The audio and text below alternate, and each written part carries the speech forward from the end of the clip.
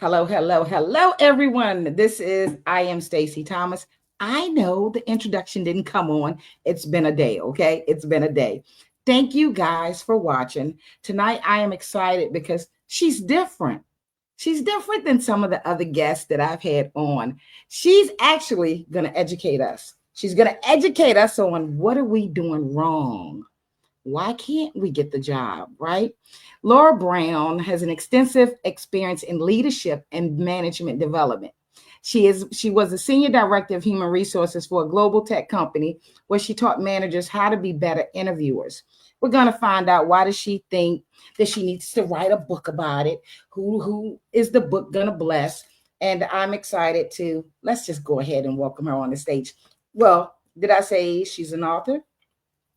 She's oh my goodness, excuse me. What's going on? She's a trainer, she's a speaker, and she also has something called the Career Coffee Break. I'm interested in that. Let's bring her on. Stacey, hey, how are you doing? I'm fine. How are you? I am great. I am so happy to be on here right now with you. Thank you. Are you really? I'm thankful that you are here on my platform. I really am. And after seeing your interview with Earl Hall, I'm a little worried sometimes when people refer people to me, or when people say, hey, Stacey, I'd like to come on your show, when you really don't know them. And then you see something like Laura is all these things, and she wrote a book about doing interviews. And I'm like, oh, is this going to be boring? But I say, don't worry about that, Stacey, because somebody's going to be blessed.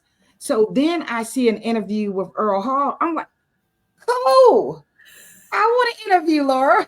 That was a really fun interview, but I'm sure I'm going to have fun with you today too. You think so? Oh yeah, I think so. Laura, I don't know. Well, yeah, we can have fun, but Laura, you're quite interesting. You're quite interesting. You. And I'm going to did I say thank you for coming on? Oh, well, you are welcome. And thank you for inviting me. You're welcome, sweetheart. We're going to start off with this book.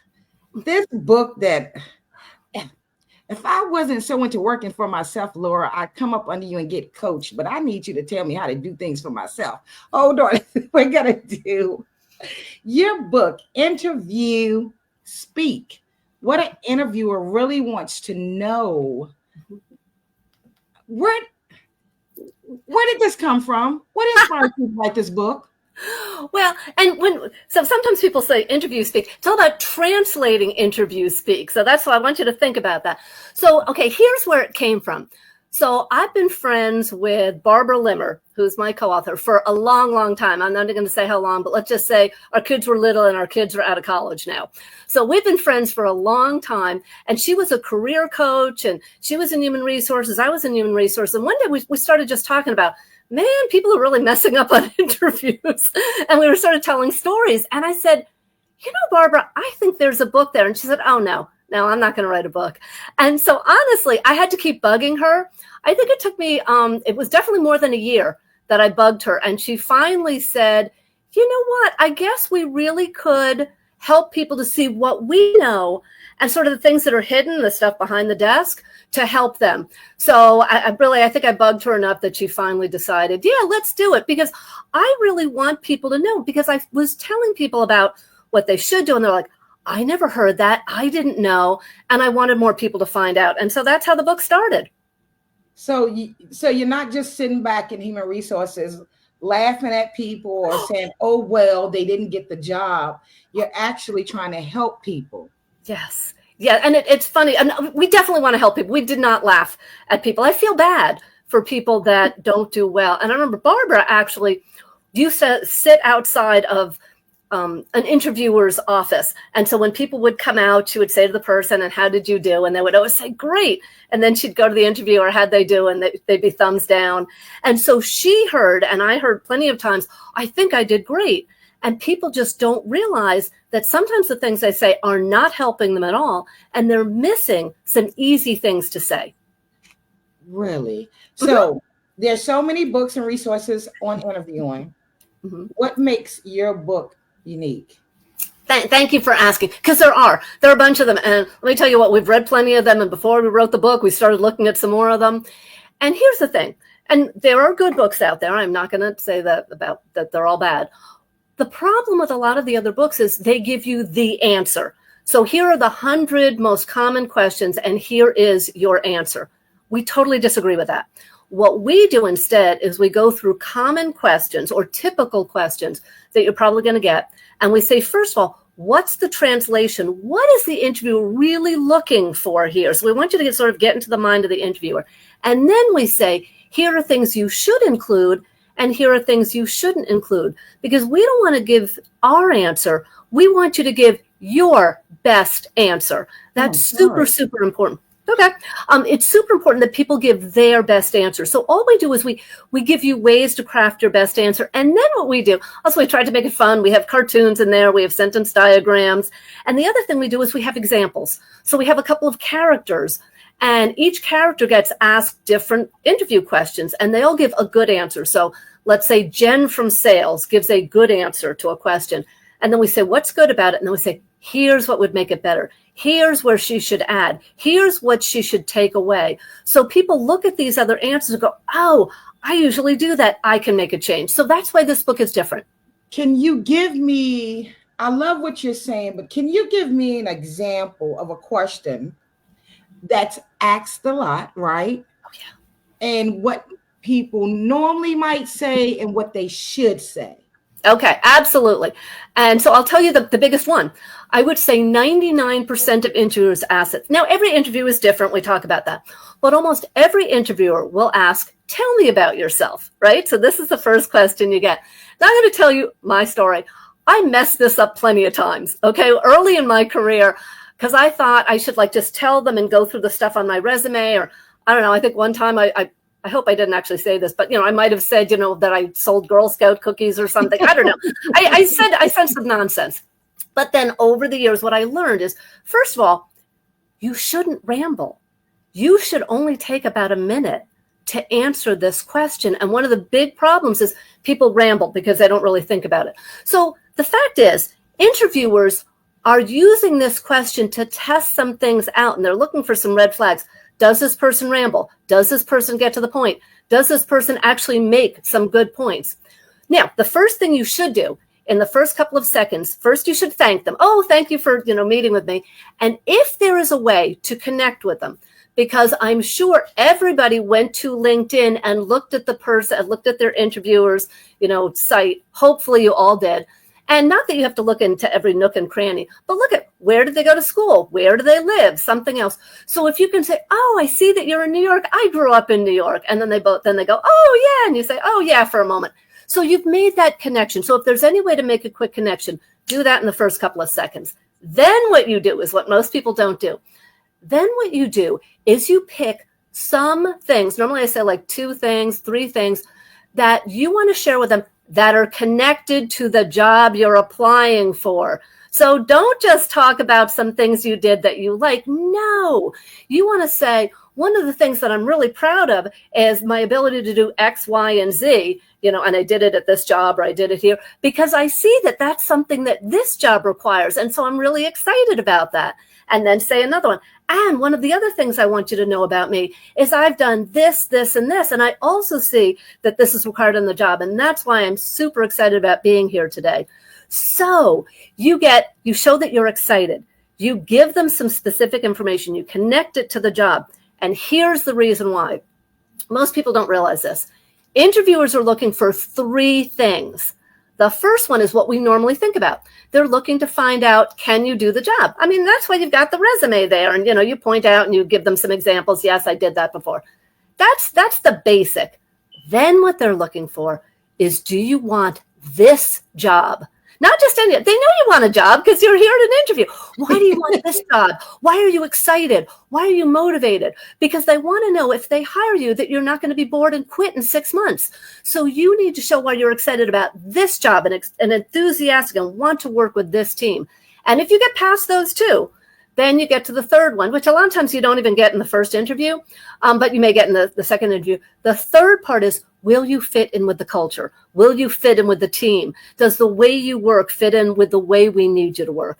So you're trying to answer all those things. Can you do it? Are you excited about this job? and can you fit in with the culture? And so I just give you a real quick way in 1 minute to answer some of that. So the interviewer is feeling good now. And then they go on and ask you the next question. They're thinking, okay, this is a good start, rather than, oh my gosh, which sometimes I've had interviews like, okay, this is not going to go well. But obviously you don't stop after the first question. So does that help? That's great. That's great. But so now things have changed. So now it's not all about me. I need to make you feel good. I need to go and research the employer absolutely themselves. Yes. And it's like selling something, like, I guess, when, remember to ask about the children, remember to ask how was their vacation. Yep. And man, this interview thing has gone to a whole new level. Yes. You are and one of the things I keep saying is part of preparation. It's not just finding out about the person that you're going to be interviewing. You do need to really look at the company. I don't just mean go to their website and look at the first page. You need to take a look at, what are articles about them? Don't mention anything bad if they're bad articles about them.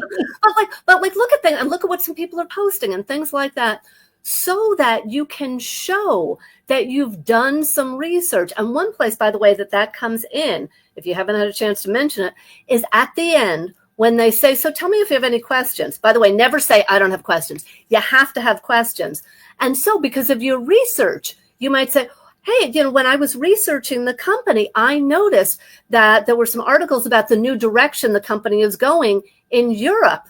I'm really interested in that because I've worked in Europe before. Can you tell me a little bit more about that? And that shows the interview. Ooh, you are interested. You did do your homework. You could be a good fit. And so even the questions you ask are supposed to help the interviewer know, yes, this person is going to be a good fit here. And so I can move them on to the next step. Wow. Now I've got one for you. Go ahead. So your book, obviously is for the average person that's going for a job interview. I work at a university. Yeah. I work in a computer science department. A lot of very intelligent individuals. They're lacking something. Yeah. I had a professor tell me they know how to do a job, but they don't have social skills for an interview. Laura, would this book be something that some of those kids should read? Absolutely. And by the way, I have talked to people. I've talked to college students. It's great for college students. It's great for mid-level people. It's great for any level. Absolutely. And this is key, because it's not enough to be able to do the job. You have to have some of the social skills. And so part of the social skills are answering the right question in the right way. And so one of the simplest things we say, and so what I would say to these people is, first of all, listen to the whole question. Because a lot of times, they're like, they glom onto the first part of the question. So a question might be, tell me about a time when you ran a team and you ended up with a problem with a customer, but you were able to solve that problem. But they hear, tell me about a time you ran a team. So one of the things, and so they answer that, and the interviewer second person doesn't hear. So one of the things we talk about in the book is listen to the whole question, then pause.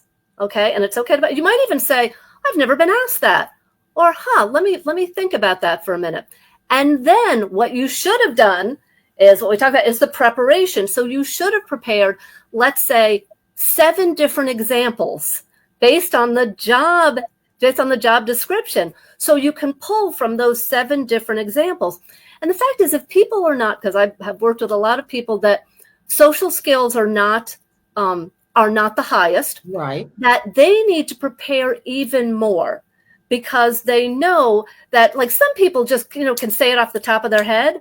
But if you have a problem with social skills, you may need to plan more. If the person asks this, then I say this. If the person asks this, then I say this. So absolutely. If that's an issue, you need this, because you need to be able to understand what are the best ways to prepare. Right. Because, when I heard someone say, oh, they can do the job, but it's the social part. And don't get me wrong. I'm not saying every person that's takes computer science, but I'm talking about you have some very intelligent people out Mm-hmm. here, whether it be engineering or business, and people they can do the job. Well, regular people, no personality. So I had someone tell me one time they've taken a notepad to an interview. Yeah. Oh, I definitely would do that. I said, what? Yeah. He What? says, I write down the questions. I Yes. didn't know you could do that. Yes. Isn't that so? That's so funny. And we get a lot of that. I didn't know you could do that. Yes. Because now, as an interviewer, if you did that, I'd be like, wow, this person is really paying attention. That's a skill that they have. Them. Hold on. Let me just, and actually, one of the things we talk about in the book is it's okay to say, let me just make sure I heard that. So you want to find out a time that I had a team, I ran a team, and we had a problem. Is that it? And by the way, saying something like that gives you another couple of seconds to try and formulate or remember an answer that you already prepared. So you can't do it on every question, but absolutely that's okay, because the interviewer hears, wow, this person is really focused. They really want to answer the best answer. See, wow. See, I would have thought, okay. So when a friend of mine told me they did that, an old coworker, he's straight by the book, and I don't want to say nerdy. I got a little bit of nerdiness in me. But when he said that, I'm like, here we go. Who would do that? So you're telling me that I'm not going to be looked down on if I go in there with a notepad and I pause and ask, can you give me a minute? Yeah. And I'm writing down a question to answer the question. That's not a bad thing. Well, now let me back up. For most interviewers, it wouldn't be. We also talk about the fact you have no idea who you're sitting in front of, and so we have a chapter where we talk about bad interviewers. What to do if you have a really good interviewer who sees through all the BS that most people try to, and what to do if you have a really bad interviewer. And I've had some really bad interviewers. So the fact is, there might be somebody there that when you open up your notebook, you're like, that this job requires a computer, right? Or something like that. So is it possible that somebody would see it negatively? Absolutely. At that point, then I might say, of course, I'm proficient in, all sorts of things on computers. I just want to make sure I can focus on this. So I like to jot down some notes. And I didn't think it would be appropriate to bring my computer in here, right? Ha ha ha.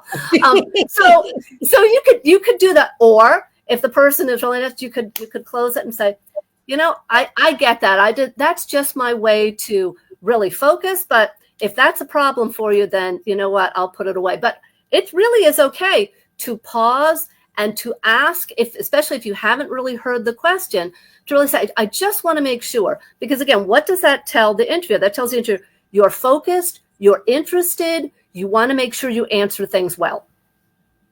This is interesting. Oh, I'm so glad. So you have the book. I don't want to assume anything. But as a trainer and a coach, someone can hire you to teach them how to be interviewed? Yes, they can. So I do individual coaching. Actually, I'll tell you what I really do a lot of coaching on. What? I do a lot of coaching on how to make more money. So I train and coach people how to increase their salary and how to ask for a raise. And when you get the job offer, how to get more money. So that's what I love to do. I love to help people make more money. Really? Yes. And there are some simple things that you can do to ask. And I talk to so many people. I can't ask for a raise. I don't want to ask for a raise. If I deserved a raise, my boss would give me a raise. All of those, I have heard every single thing that people can say. And I have so many examples of, when I have coached somebody or when somebody has taken my class, I have online classes, that they have asked for a raise in a positive way. And while they may have not gotten a yes immediately, they got a yes soon after. I will tell you a story about a yes, though. So this is really funny. Okay, so I coached somebody, and so she asked her boss for a raise, and he said yes, and she was like, "What?" And he said yes, and she got really mad. She told me about this later on, and she said, "Well, why didn't you give me a raise before? Why did you make me wait? Why did I have to ask?" And he said, "You didn't ask. I didn't know you wanted one." Literally. He was thinking about it for a while. And so when she talked to me, she was really annoyed. At the same time, she was happy because she did get the raise. And she thought, I could have asked this months ago and I could have gotten the raise months ago, but I didn't ask. Now, plenty of times you get a maybe, and we talk about what to do with a maybe. But the fact is, not enough people ask for a higher salary or try and negotiate after they get the job to make some more money. And there are ways to do that. You know what I don't like? What? Some of these jobs, I was talking to a friend one day. Mm-hmm. They will put one sentence in Mm-hmm. that almost has you to the point where I don't know if I can ask for more money because it says it covers all of the office duties, for example. Mm-hmm. Yeah. Do you teach people how to beat that, Laura? Yeah. So the fact is, okay, here's my mantra. If you don't ask, you don't get. Right. So the fact is that, big old secret, that in most cases, interviewers expect, now the initial interviewers, the hiring managers, the interviewers really expect you will ask for more money. Okay. Now, and a lot of times there is a cushion. Now, having said that, I remember I was hiring for an employee one time, and I had hit the top, and the person asked for more money and tried to negotiate. And I said, listen, I would love to be able to give, there is no more money. I mean, there is, I don't have anything else, but I did point out to her all the benefits, and she got a bunch of other things. And so she took the job and she was happy. But the fact is, a lot of times, even if there is no more money, sometimes there is a signing bonus. I talked to somebody, I helped her do this, and she got a $5,000 signing bonus. Just by asking. Because they said there's no more money to give you, the salary is X. Oh, but there's a $5,000 signing bonus that you get 3 months after, or there was a signing bonus and there was a stay bonus. So, but whatever it was, it added up to $5,000. So she got some when she started, and then she got, if she stayed 3 months, she got some more money. So there's other money available sometimes, or maybe you can negotiate for an extra week's vacation or something else. But the point is, you have to ask, because if you don't ask, nobody's going to give this to you. That's right. Mm-hmm. That's right. Laura, yes, you got something good going on here with the educating people, and now you're going to assist someone in how to get a raise. Oh yeah. So do you tell people, listen, if this doesn't work, you might want to think about getting another job? Oh yeah. How do you know when somebody is giving all they can, mm-hmm. when you let them know, hey, you should look for something else. You're doing more than when you say that. Well, yeah. So it's interesting. So because I have coached people and talked to people at all different times. My first red flag is if they talk about they're in a toxic environment, or they describe that they are in a toxic environment. And I sort of question, and so, how's that going for you? And I remember one person, literally, I said to her, because it was a very toxic environment, and I finally said, let me just ask you this. What do you think a successful person would do in your position? She said, oh, they'd quit. And we both started laughing because the answer was quit. And so she soon after just started looking. Okay. So if the environment is toxic, if they're expecting too much from you, now they're expecting too much from you, maybe it's conversations. Maybe you're just assuming you have to do all these things. But there are other things you have to take a look at. I always say, look at your company.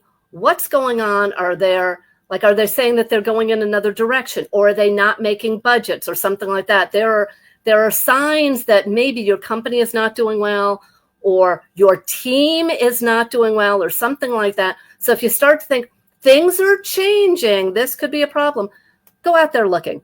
And my feeling is you should always have an updated resume, and you should always be networking and sort of out there looking, because you never know when something is going to come up. And so that way, if you get laid off, and I've been laid off twice, that you already are sort of ready, because you already know what's going on, you've connected with people, you already have a resume, and you can jump right in, because it's a very difficult situation when you get laid off. And by the way, I wrote a book about that called Help My Company Swipe Left.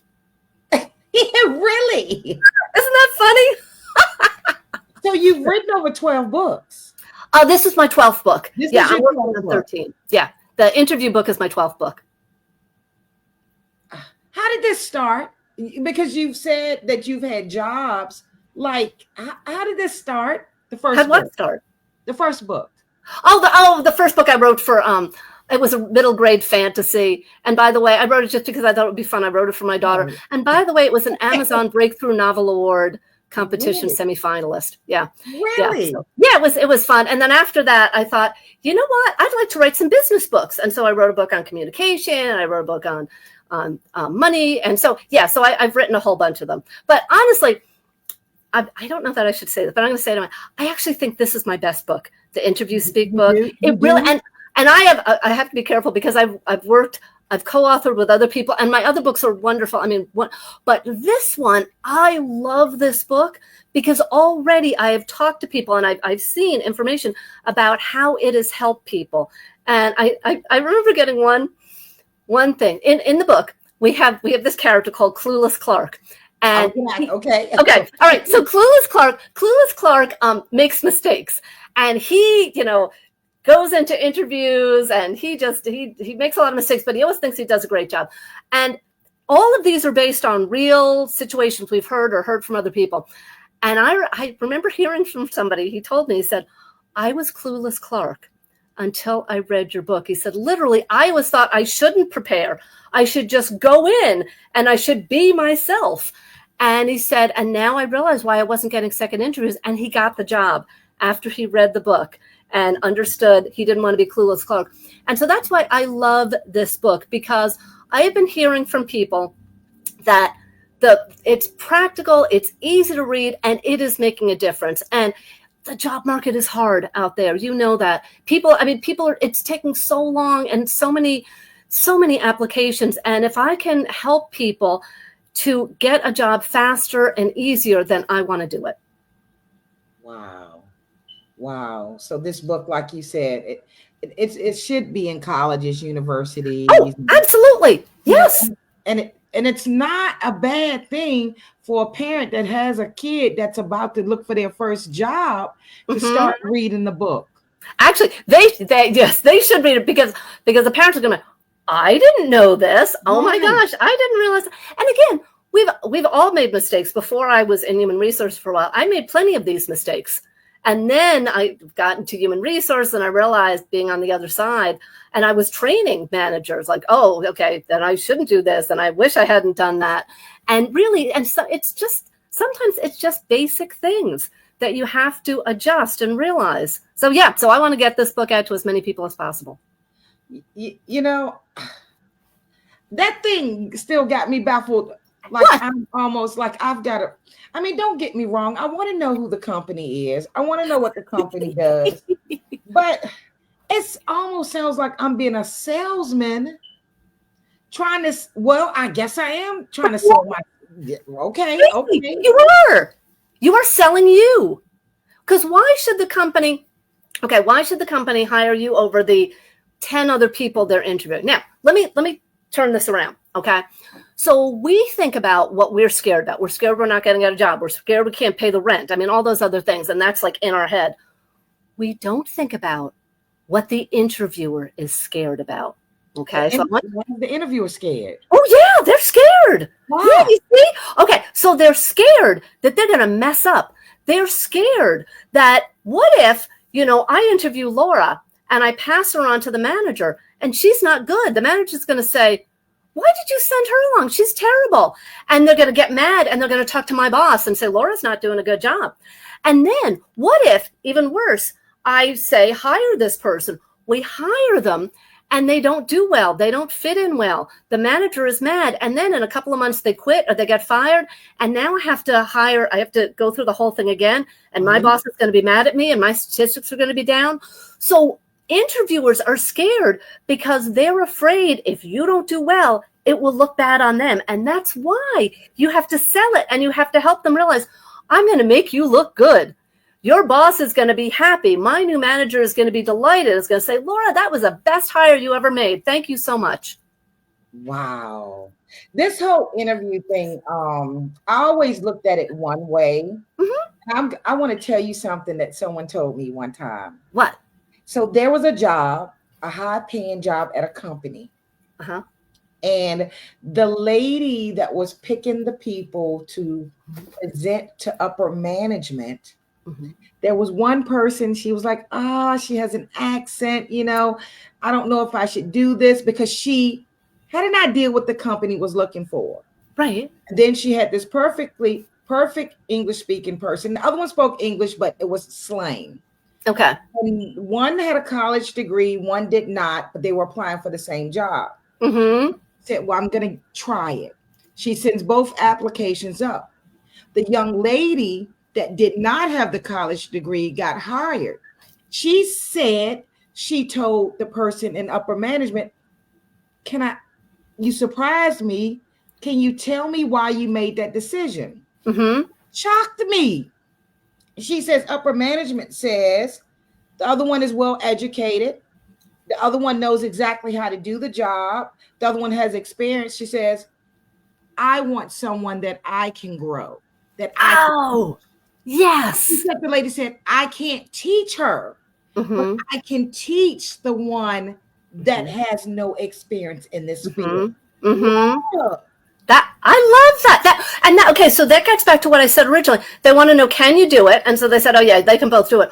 But the second part is they want somebody who's going to be excited about the job, somebody that they can teach and is going to want to stay, because